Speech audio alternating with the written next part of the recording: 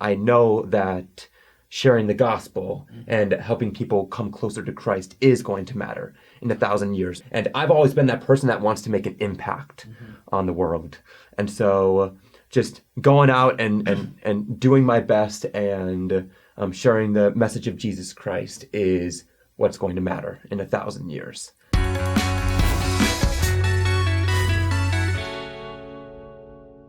Hey everyone, welcome back to Saints Unscripted. We're with our friend Paul Decker, and it's actually a super special day today. Yeah. Well, not really today, but when this releases, it's his birthday! Happy birthday! Happy birthday to... No, I won't. Well, I won't we're do not that. singing that. Well, we won't put you in that position yet. Yes. But we are excited to have him on the show today because we're going to talk to him just about his conversion story, and he's got some cool things to share. So just starting off, where are you from? What's just a little bit about you? Who are you? Who is Paul Decker?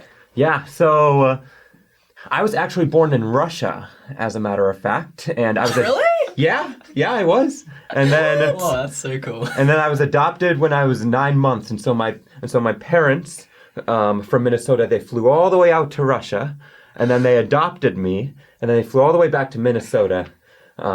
And so, and then I've grown up in Minnesota my entire life in the city of Sauk Rapids. Yeah, and so I went to a Catholic elementary school and just grew up Catholic myself, and I'm a convert to the Church of Jesus Christ of Latter-day Saints. Sweet. And so right on. It's been an awesome journey so far. That's so you grew up Catholic. When were you kind of introduced to the church then? Yeah, so I was actually going to college at the University of Minnesota Morris in 2019 to this year, actually. I just graduated in 2022. Congratulations. What'd you graduate in? So I graduated in arts management. So I've been a tap dancer all my life. Really? Wow. Yeah. We'll have to do like a feature episode. Tap dancing. So arts management is a combination of dance and sports management. Okay. So it was a really fun combo. I was the only one majoring in arts management because it was a major that I created myself. So, yeah. I didn't know you could do that. Ways just keep getting cooler. About I know. Russian tap dancing, create your own. Like it just keeps going. But it was fall of 2020. And I was making some pretty rough decisions, and I was always in a state in college of just trying to make new friends or wanting to make new friends. And there was this missionary by the name of Easton Crockett, who are also known as Elder Crockett when he was on his mission, who friended me on Facebook. And so I was a Facebook find. Oh, okay. Yeah. And that was, the profile picture, he had a white shirt, he had a white tie, he had a name tag. Never heard about the church before. Never heard about the Book of Mormon before. Yeah. Never heard about Mormons before. Right. Really? Never heard? No, never heard of. So never you're heard like, the church. who is Who's this guy dressed all dapper? I'm like, all right. I know. Yeah. And so I saw that he was about my age. He was living in Morris, Minnesota. It's like, sure, I'll give this guy a chance. And so I friended him, and we just started having a conversation. And the very first time we met in person, it was very fascinating because they didn't bring up anything about the church the very first time they met with me. And so they really approached our conversation with just trying to become really good friends with me. And That's good. I really appreciated that because it wasn't like nothing was forceful when it came to like they weren't like throwing you in the deep end and like, all right, here's an overload of church information. You're like, yeah, exactly. Yeah. But at the October 2020, I was handed the Book of Mormon. I never grew up reading the Bible, and so just I wasn't religious or spiritual at all, growing up, and so I just took their message with a grain of salt. But it was the plan of salvation that just blew my mind when I was taught that, and it's like, wow, how come like I was never taught this before? Like, this sounds like God's plan of happiness. And it was so amazing. And that's when they invited me to be baptized, because we all three of us, the missionaries and I, like really felt the Spirit during that conversation. And I said yes to baptism, not knowing exactly what I was going to get into. I knew what baptism was, but I told the missionaries, hey, as long as I don't have to change my life or my lifestyle, then I will be baptized. But we all know how. They're like, okay. Yeah. Yeah, sure. We'll talk we later. won't change that. Yeah. No, that's awesome.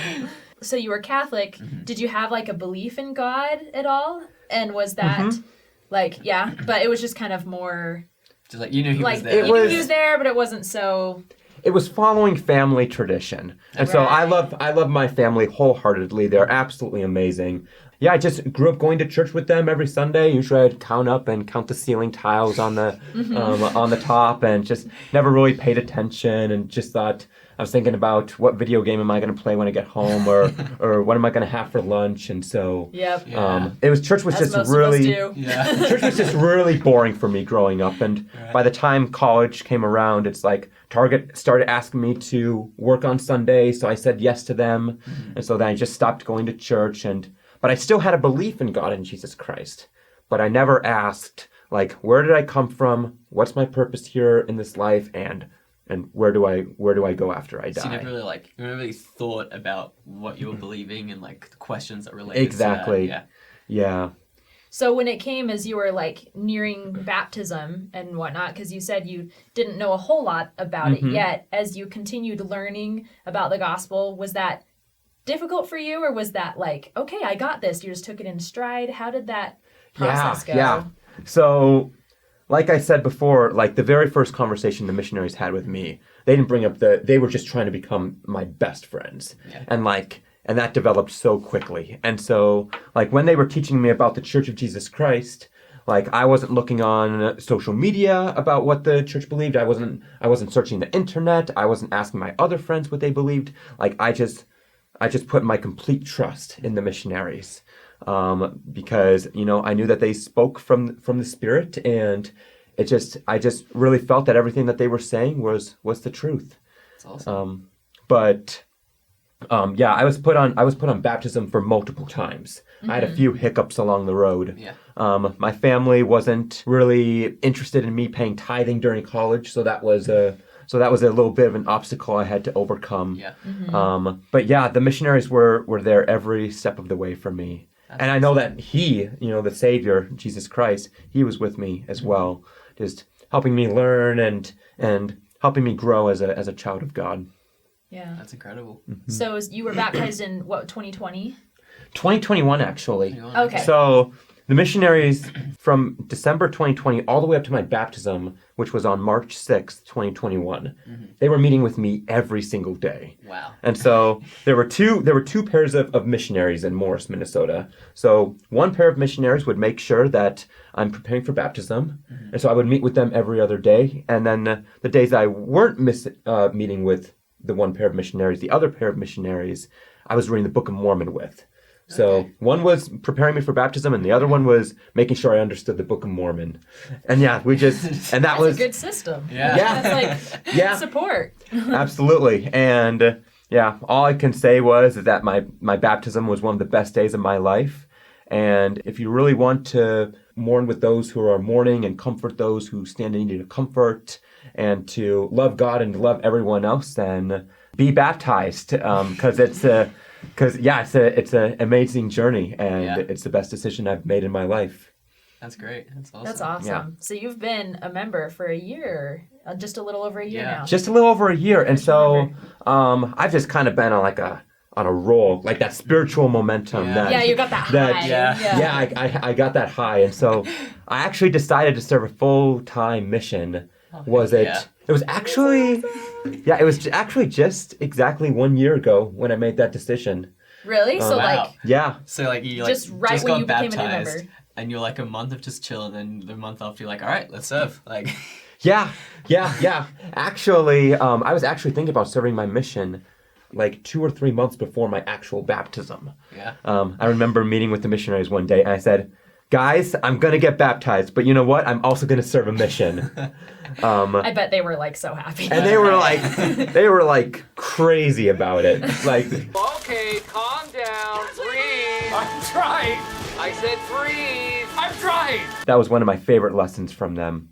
But then I also had to make sure that I got that spiritual confirmation that I want that this was the right path that God wanted me to go on. Absolutely. To serve a mission. And so over the course of the year, I read the entire Book of Mormon. I actually ended reading the Book of Mormon for the first time just last February. Nice. So I was reading about a chapter a day, and I've really grown so much as a person ever since then. But I would like to share a few reasons why I've personally decided to serve a full-time mission. Yeah. Yeah, we'd love to hear them. I think a lot of people who have either grown up in the church, just make that quick, easy decision, like it's just family tradition. Tradition! That's serve a mission, or just like everyone wants me to serve a mission, so I'm just gonna go. Yeah, there's just to like go. social and cultural pressure behind it. Yeah, exactly. But I don't think that that's the right way to go.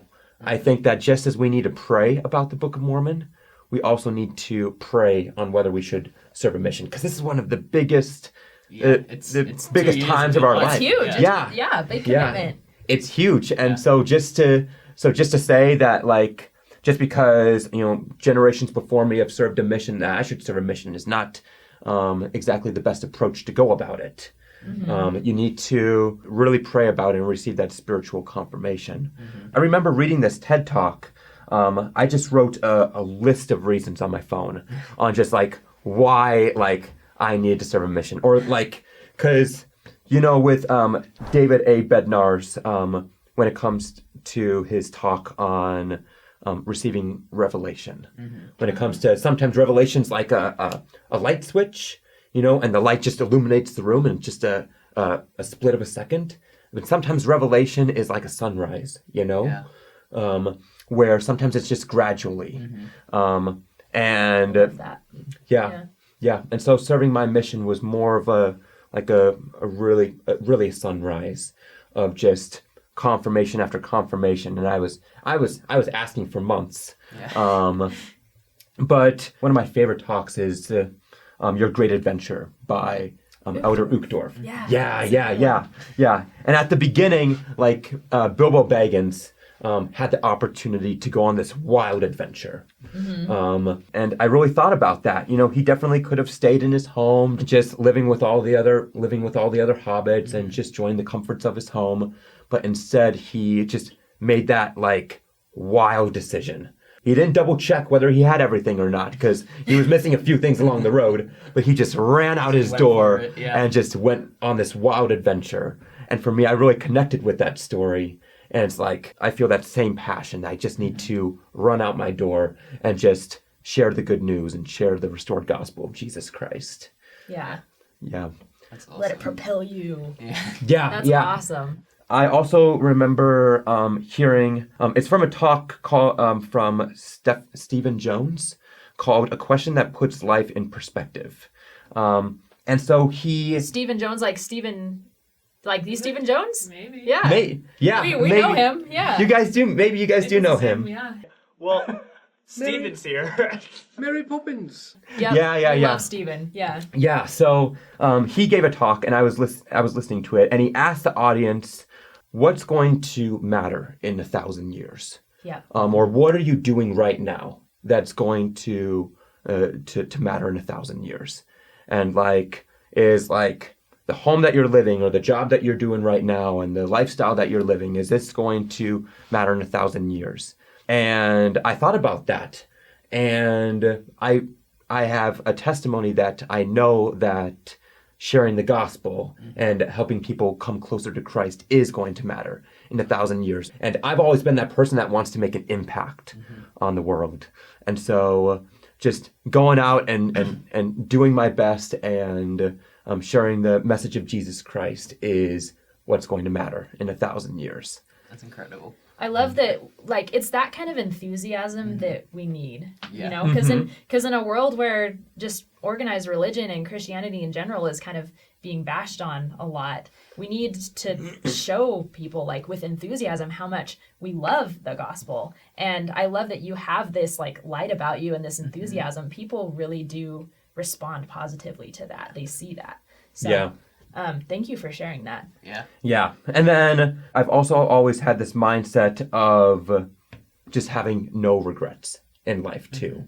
So I'm 23 years right now. I'm going to be 24 when I start my mission. And so I think God made sure that this was a perfect time for me to serve a mission because I'm done with college. So it's You my graduated. yeah. Everything's just lined up perfectly. It just lined up perfectly for me, exactly.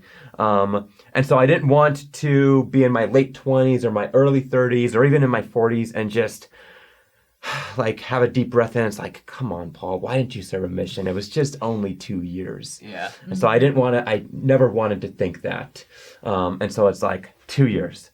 Okay. Like, yes, there are some sacrifices, but the amount of blessings that you'll receive and how much I'm going to grow and how much I'm going to help other people grow is totally worth it. And so if you are in any way considering serving a mission, just go for it. Because I'd say, like, that's my biggest advice. And missionary work was also a really huge part of last General Conference too. Yeah. Everyone was testifying like about missions. Yeah. And that was actually one of the very first things that President Russell M. Nelson talked about at the beginning of last General Conference. Yeah, it was right.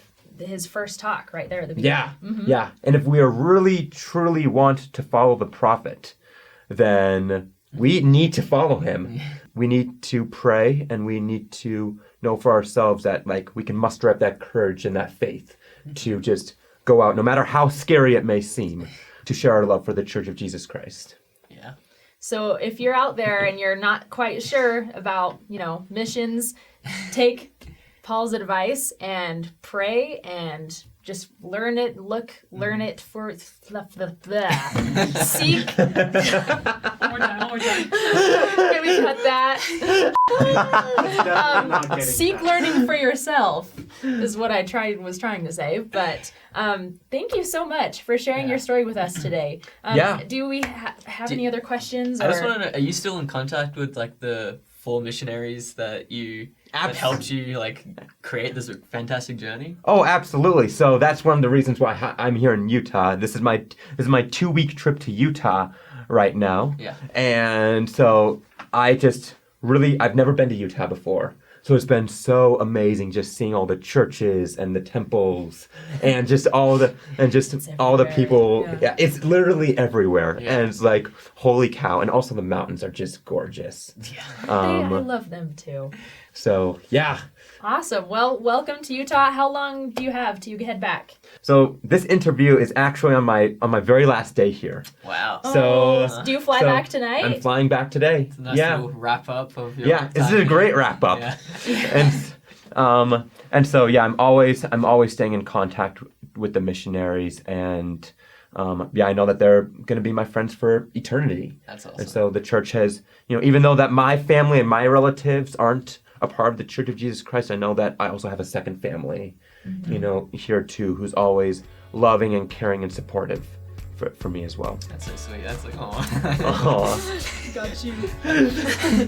Thank you again for joining. Yeah, thank you guys for having me. Yeah, and if you guys have any questions for him, leave them in the comments. Do you have like Instagram and stuff? We can anything put it down in the. Anything? Yeah. You can follow me at on Instagram at Paul Decker LS. All right, we'll put that in the description as well. But that is all. We'll just finish up. Like, subscribe, comment. Awesome. Yeah. Bam. Pew. We hate endings. They won't end.